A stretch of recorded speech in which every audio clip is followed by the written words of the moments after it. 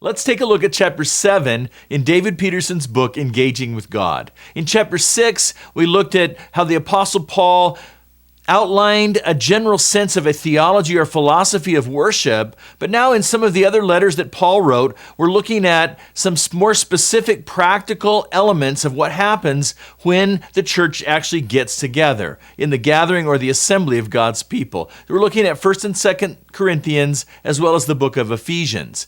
And so what happens when God's people get together, really we see the importance here of verbal ministries, the importance of words that people speak to one another, so be looking for that, and be looking for how the people of God become the new temple. How Jesus, while he fulfilled the elements of the temple, we saw that earlier, actually it's the people of God together who become the replacement for the Old Testament temple. And as a result, it's important for God's people to experience unity and to live in holiness. And then you're going to see the concept of edification. The main thing that happens when God's people get together is not really called worship per se, or doesn't use the language of worship, but it uses the language of edification, of building up of the body. And you're going to see how that happens and how that relates to worship.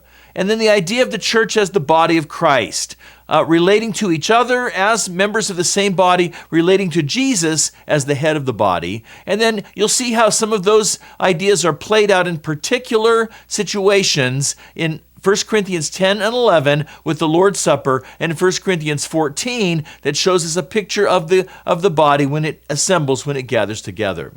And so this is going to be the most practical of all the chapters we've seen so far. So take a look. Be sure to talk about the implications of this chapter, what it means when the church comes together as a worship leader, and how you exemplify that to the people of God.